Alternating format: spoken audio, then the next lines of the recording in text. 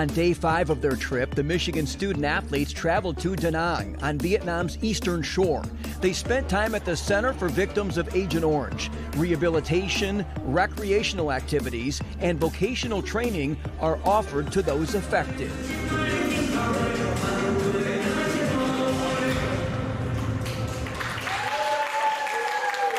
This place is absolutely unbelievable. I'm amazed at the ability of the kids here to welcome us in, and I think it really speaks to the kind of character of Vietnamese people and their ability to forgive and want peace. I was talking to the guy who runs this place, and it's run incredibly cheaply, but these kids are so happy.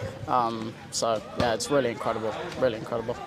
This portion of the excursion was especially meaningful for Emmy Tran, whose parents and grandparents were all born in Vietnam. Before I came for the trip, my grandparents gave me a lot of money that they wanted me to donate to the places that I see along the way, and the Center for Children of Agent Orange seemed like a perfect place. It made me happy to do it for my grandparents and to help those who really need it.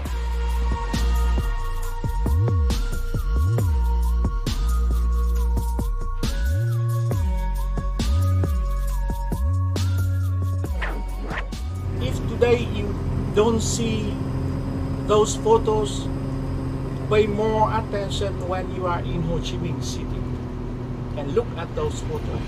It's all taken by American military photographers. Time seems to stand still as the My Lai massacre is depicted at a local museum. The tragic event is described by many as the most shocking event of the Vietnam War from either side. Going to the museum today, it was really hard to see the graphic details of what happened. And it was really sad. And a lot of people were emotional. And it's just really hard to picture that people would do this to innocent people.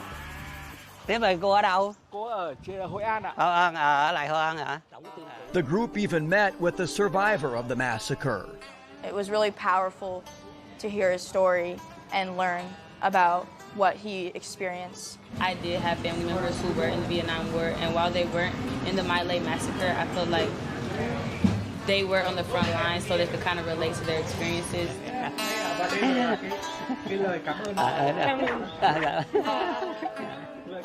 A test of mental stamina awaited the Wolverines at their next stop near Ho Chi Minh City, formerly known as Saigon, Vietnam's largest metroplex. They have to camouflage everything.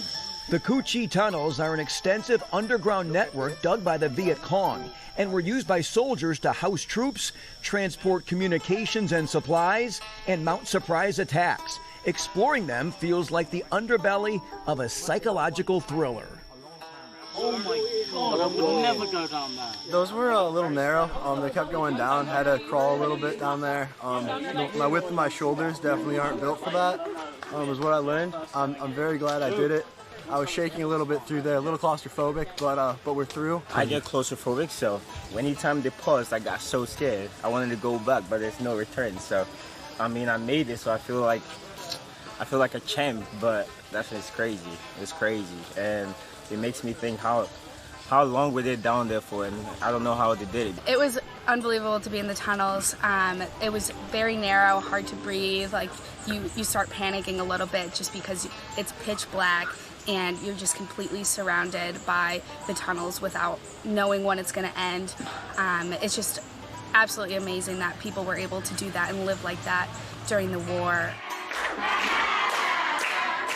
Next, the Tao Dan Center, a safe haven for the city's burgeoning population of street children.